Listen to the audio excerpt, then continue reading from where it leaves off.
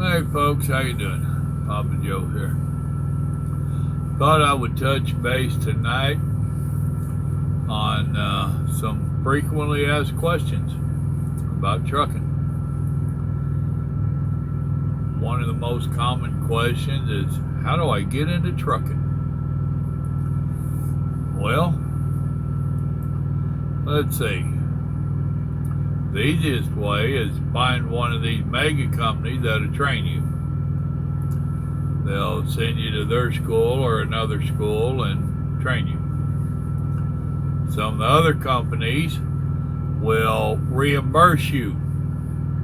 So you go to a trucking school and figure out how to pay for it, and they will reimburse you your money. They usually do that a little bit per month at a time or something. And of course, you can just go to a school and don't worry about anybody reimbursing you.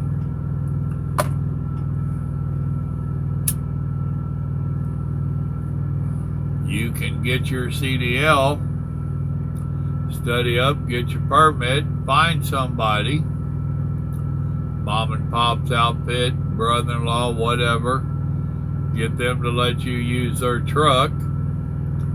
Hopefully they'll let you drive around with them a little bit and practice. Get your CDL that way. Now the downside to all of them, if you go get your CDL on your own, using your brother-in-law, so to speak, it's hard to get a company that's going to hire you on, because you don't have that school behind you. The schools ain't much count. Any truck driver would tell you that. They teach you just about enough to get your CDLs. They don't make you a truck driver by no stretch of the imagination. They don't teach you nothing about trucking by no stretch of the imagination. They teach you just enough to get your CDL, which is the same thing that you just did on your own. But they want that extra $3,000, $4,000, $7,000 bill behind your CDL. Yeah, it don't make no sense, but that don't change it any. If you go to one of the companies and let them put you through some kind of a school, you're going to be locked in with them for 10 months to a couple years. So do your homework, figure out what they want to get reimbursed, what kind of time and money you owe. And I say time and money because it's real simple. They're going to want you to spend a certain amount of time with them, 10 months to 2 years, and you'll have them paid back fully.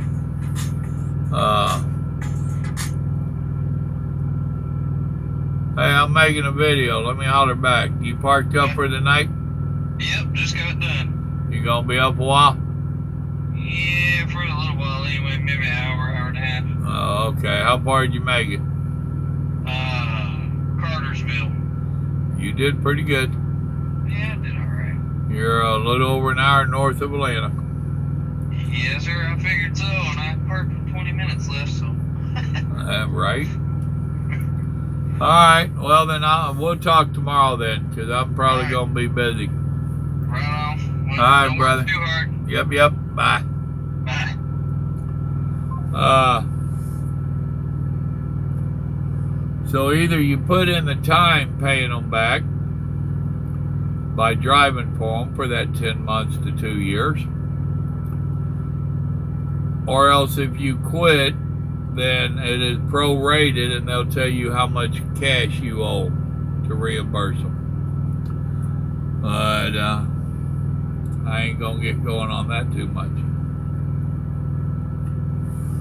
Then a lot of people, they want to ask me, what is the best company to go with? There's no such thing. The best company to go with is the one that meets your needs the most, the best. So you need to figure out and go watch some of my videos and other videos, whatever you have to do to come up with a list of questions that you want to ask. And I have made a couple of videos where I'm trying to tell you the kind of questions you need to ask. You just have to figure out what company works the best for you. So there ain't no such thing as the best company. In my opinion, there is a worst company, and the one that jumps out is CRST. And that's simply because they want to force you to team drive with another rookie. And I'm sure there's other, I got to put that up a little bit more. Boy, that heat and humidity. Let's try that. I'm sure there's other companies that want to force you to team drive with another student, someone that is inexperienced as you.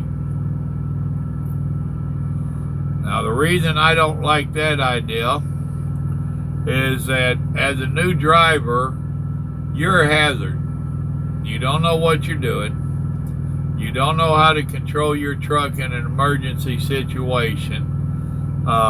You're still prone to panic and other stuff. So you're a hazard to yourself and us. Now then, you're going to go out there with another one that is a hazard to themselves and us, and they expect you to lay down back there and go to sleep behind this rookie. So recipe for failure, recipe for disaster, recipe for stupid. I don't recommend that at all. Plenty of drivers make it through it. That fella just on the phone, he made it through it. He didn't listen. He watched my videos and others for well over a year before he decided what he was going to do. And he thought he wanted to go with CRST so that he would have a companion, somebody to drive with while he was getting to know it.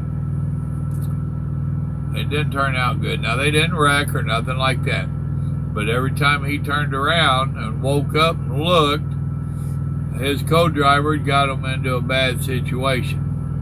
And it was everything that myself and others had told him it would be. So I'm telling y'all now, you don't want to do it.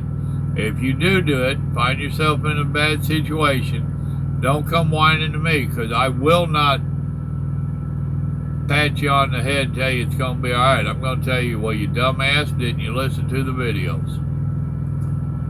No sugar added. A lot of drivers, or a lot of people want to ask what kind of money you can make out here as a driver. Well, that's going to depend upon you once again. It's going to depend upon what company you go with. So you need to talk to all of them. What kind of money am I going to make as a student? Because you'll be out with a trainer. And a while ago when I was talking about going out with another student, you both wind up going out with a trainer for 4, 6, 8 weeks, and then you get married up, is what we call it, with another rookie that just got out of a truck with a trainer. So it ain't like you're getting your CDLs and just jumping in the truck and being left to your own devices. It ain't quite that bad. But you need to find out what kind of money are you going to be making while you're out with this trainer. What kind of money are you going to make when you get in a truck by yourself or with another student, whatever. Once I get in a truck, what kind of money am I going to make? When do I get a raise? When does this money go up? And you're going to find out with a lot of the mega companies, your rate is pretty damn low. So what you're actually getting paid is pretty low. You're not going to come out here and make the same money that I'm making in your first 6 months to a year. After that, you can get damn close if you know what you're doing.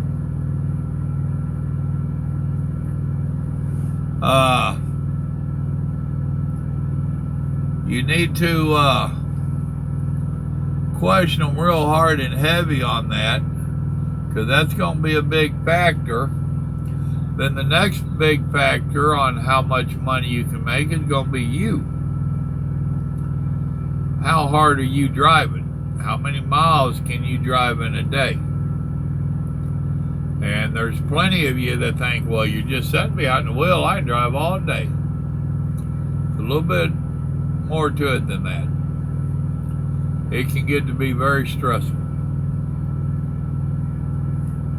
You're going to find that you have wrecks that hold you up, construction that hold you up, just congestion in general will hold you up, and all this stuff holds you back, and you don't know how to drive to deal with the traffic, and there is a such thing as being able to read the traffic. I ain't gonna get into it real deep, but there's some of us that know how to read the traffic, and we can maneuver through it a little bit better than you can. So a lot of it's going to be dependent upon your abilities. So when you go asking that company how many miles are your drivers averaging, and they tell you 2,400 miles a week, that don't mean you're going to get it when you first start. And I realize that if you watch this video and you come back later and read comments, there's going to be a lot of super truckers get on here telling you stuff. Take it with a grain of salt. Period. A big salt.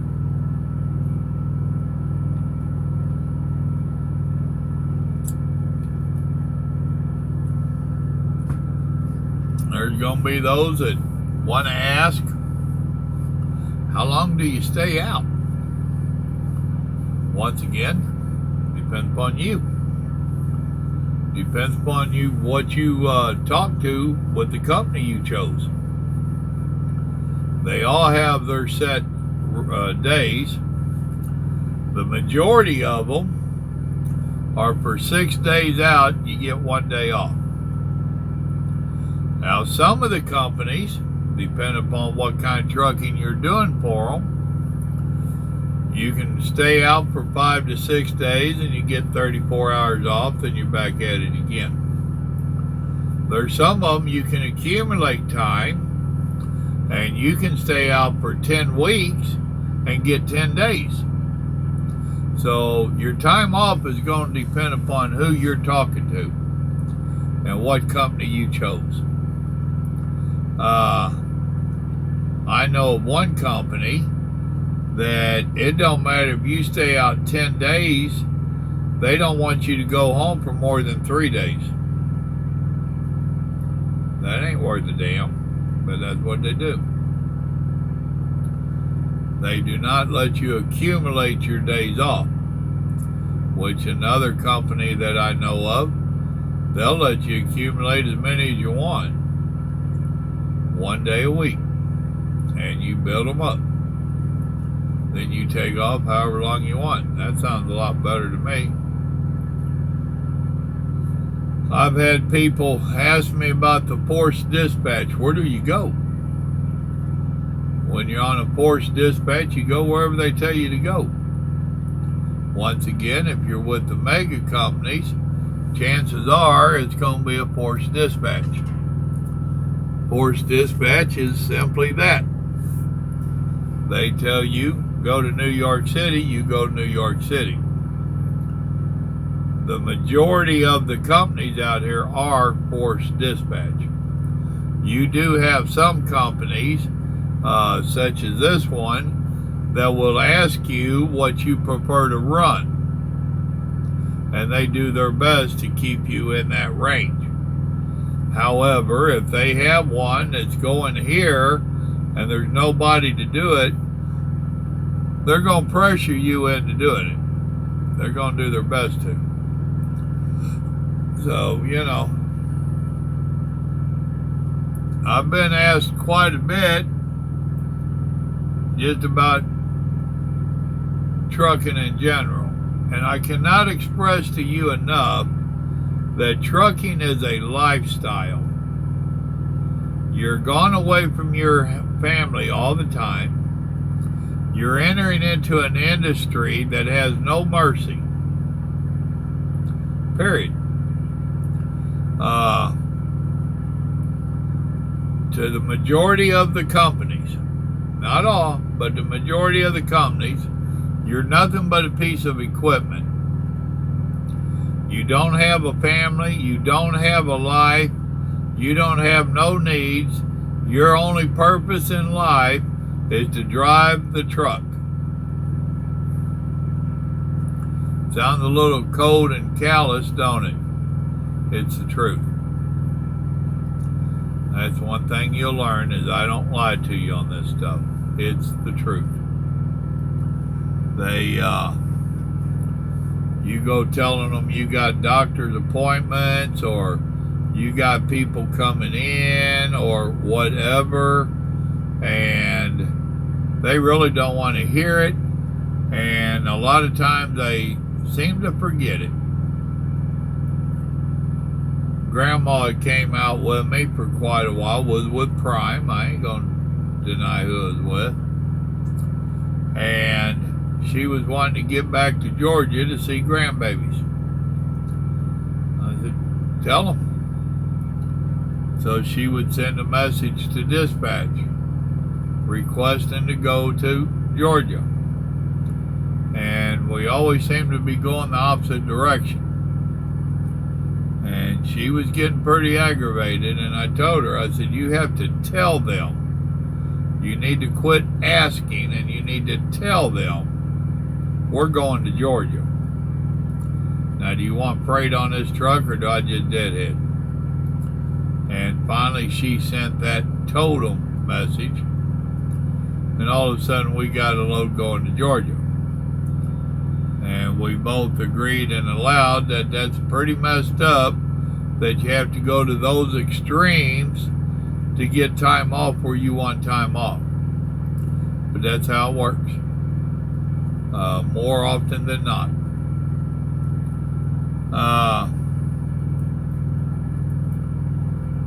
Off the top of my head, I can't think of too many more questions that I've been asked that just jump out that I want to address. There's no best company. There's no set amount of money. There's no rote and stone way to get into it. I've covered all of that. It's a whole different lifestyle out here.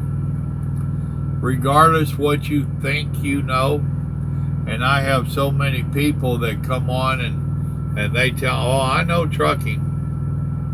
My dad trucked for years. My uncle's into trucking. I got family into trucking. I've got a clue. I understand. And then they get out here and they start living the lifestyle, and all of a sudden they're finding out that it is not what they thought. So whatever notions you have in your little noggin right now, where you think you know trucking, it ain't going to be that way. You're going to find it to be totally different. But you can handle it. The truck itself, if you have common sense, the truck and trailer itself is not hard to drive. You can learn it. And if you work at it, you can learn to back it up pretty damn good. It's all the other stuff. The not having contact with your family no more. Leaving the wife and kids behind. A lot of the stupid nonsense that you just have to deal with. And more than just the traffic. Some of it's with your dispatcher. That's your boss. Some of it with your brokers and the shippers and receivers. You're going to be amazed at how so many of them want to talk down to you. You ain't nothing but a truck driver. They all seem to think that you're the lowest person on the totem pole. You're really not, unless you let them make you that way. You're the pilot of this truck. You have some say-so in your truck. I don't care whose name's on the title. You're responsible, so that means you have some control. Don't let the other people automatically assume the authority and take it away from you and have you doing stuff that you shouldn't be doing. You'll understand that more when you get out here. Now, I know it probably sounds to some of you like I'm pretty negative, and I am burnt out. However, I've been trucking for damn near 30 years, and the trucking industry has provided for my family very well. I don't care what job you have, you get burnt out on your job, and I'm burnt out on my job. But still, if you learn the industry, if you come out with a plan, and you stick to your plan, so to speak, plans are made to be changed. That fella on the phone, he sure did learn that. But if you come out here, educate yourself, come out here, and I'll tell you something else while we're talking about it. The industry has a problem with people being out here 3 months and 6 months and quitting and going home. I miss my wife and kids. I just can't handle the stress. Whatever the issue is, you need to be thinking about it now. Because if you're going to come out here and give the industry a try, you need to give them a good, honest year plus.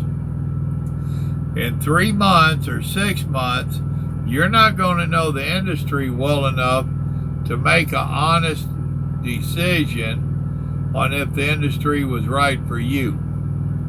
If you're at that 3 months and 6 months and you're quitting because you miss mama, you shouldn't have came out to start with. Think about that. I'll also tell you, once again, I've said it many a time before, if you're thinking about coming out here, you need to include everybody in your decision. Wife, children, all of them. Cousins, in-laws, whoever you spend your time with when you're not at work that you might miss on the road, you need to include everybody in on some of the information you're putting together. Invite them to help you to try to get some information on the trucking industry. And that way it's not just you when you make the decision. It's not just you that made that decision. All these important people around you know what you've been told. They know what you're thinking because they're thinking the same thing. So when you get out here and you find out it ain't what you thought, they'll know they was part of it. They can't put the whole monkey on your back. So, well, there you go. I hope that helped you out a little bit. Y'all remember, God loves you, so do I. Y'all have a blessed evening now. Good night.